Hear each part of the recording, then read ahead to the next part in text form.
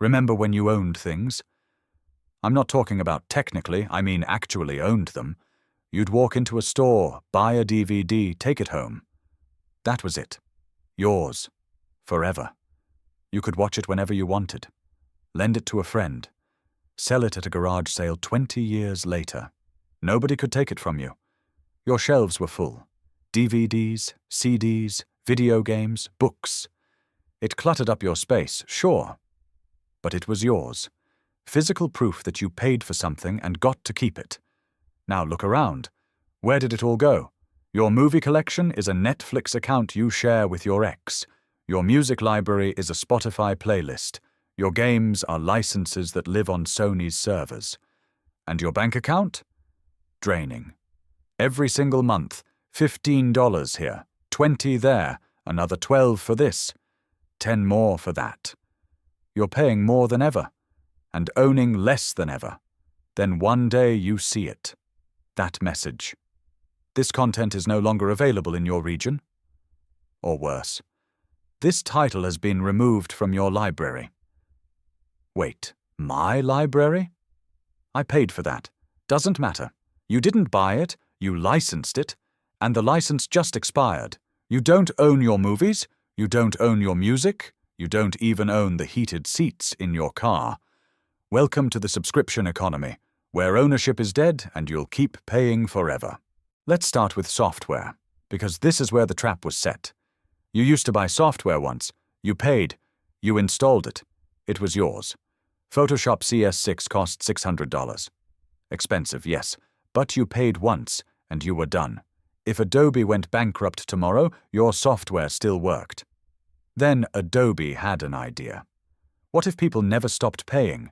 They launched Creative Cloud, $20 a month for Photoshop, $50 for the full suite.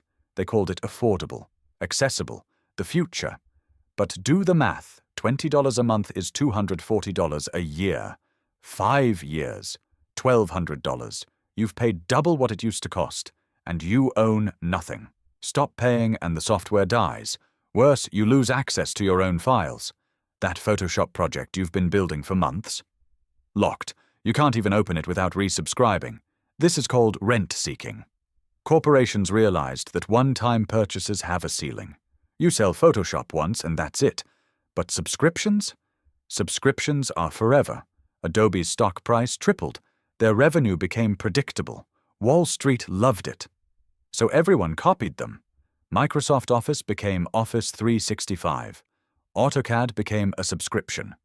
Every professional tool you need to work is now a monthly bill you can't escape, and you can't opt out. The industry moved on. Try opening a modern Photoshop file in CS6.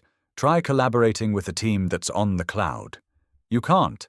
They didn't give you a choice. They moved the ecosystem, and you had to follow or become obsolete. You're not a customer anymore. You're a revenue stream. At least with software there's an argument, right? They're updating it, adding features, providing cloud storage. So what's the excuse when your movies just vanish? PlayStation starts removing purchased films from user libraries. Not rentals. Purchases. People paid $20 for a digital movie, and Sony deleted it. Their reason? Licensing agreements expired. But when you bought a DVD, there was no licensing agreement. You owned it. It didn't expire when studios had contract disputes. Digital ownership isn't real. You're renting, and the rental period lasts as long as the company decides to honor it. Discovery pulled dozens of shows from HBO Max, not moving them, erasing them, shows that people paid for on other platforms, gone, because it saved money on residuals. Nintendo shut down the 3DS and Wii U eShops. Hundreds of games, some exclusive to those systems. You can't buy them anymore. If you didn't download them before the deadline, they're gone forever. The only way to play some of those games now? Piracy. Let that sink in. Preservation became illegal because Nintendo would rather erase their own history than let you keep it. Netflix rotates its library constantly. Spotify pulls albums over label disputes. Amazon once remotely deleted purchased Kindle books from people's devices. The book? 1984. Orwell's novel about totalitarian control deleted by a corporation without warning. Streaming services aren't libraries. They're revolving doors. The content you're watching today might be gone tomorrow, and there's nothing you can do about it. You're not building a collection, you're paying for temporary access. But it gets worse. They're not just doing this with software and movies anymore, they're doing it with physical things. Objects you can touch, things sitting in your garage. BMW tried to charge a monthly subscription for heated seats. Let me say that again. Heated seats?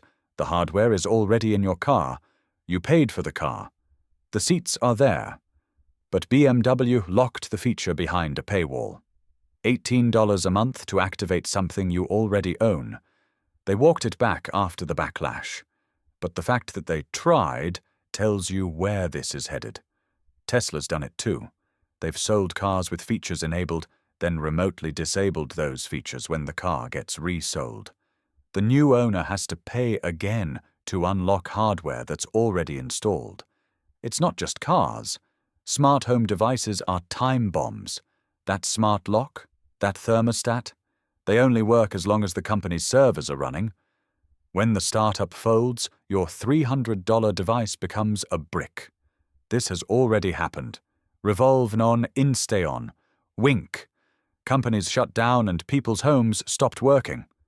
But the most telling example, John Deere tractors. Farmers spend $80,000 on a tractor and can't repair it themselves. The software is locked down. If something breaks, they have to wait for an authorized technician. Even for simple fixes, even when they know exactly what's wrong. John Deere says they own the software. Farmers bought the tractor, but they're licensing the right to use it. So farmers are hacking their own equipment, using black market firmware from Ukraine, because that's the only way to actually control the machines they purchased. You can buy a tractor and still not own it? Think about that. There's a phrase that keeps coming up. You will own nothing and be happy. It's from a World Economic Forum video about 2030. They framed it as optimistic. A world where everything is a service. No clutter, just access. But are we happy? The average person juggles 10 to 15 subscriptions, streaming, cloud storage, software, music, fitness apps. Every one of them is raising prices, adding ads, finding new ways to extract more from your wallet. We're working harder to afford the same things we used to buy once and keep forever. But something's shifting. Vinyl sales are the highest they've been since the 80s. Physical media is making a comeback. 4K Blu-rays, collector's editions. People want something tangible, something that can't disappear overnight, because we've learned the hard way. Convenience has a price. Streaming was convenient until your favorite show got purged. Digital downloads were convenient until the store shut down. Subscriptions were convenient until you realized you've been paying for years and have nothing to show for it. Here's the thing about ownership. It's not nostalgia, it's control. When you own something, you decide what happens to it. You decide when you're done with it. Nobody can change the terms on you. Nobody can take it away. When you rent, you're at their mercy. And they've shown us, over and over, that mercy isn't part of the business model. I'm not saying burn down the cloud and go full analog, but maybe buy the physical copy when you can. Support DRM-free platforms. Push back when companies try to charge monthly for hardware you already paid for. Because they're counting on you not noticing, they're counting on you being too tired to care. But I think you do care. I think that's why you're still watching. So let me ask you this. What's the last thing you actually owned? Not licensed, not subscribed to. Owned. Drop it in the comments. I'm genuinely curious. Because maybe if enough of us start asking these questions, we can push back. We can demand better. We can remember what it felt like to buy something and actually keep it. Until then, enjoy your empty shelves. This is the world they built. But it doesn't have to be the one we accept.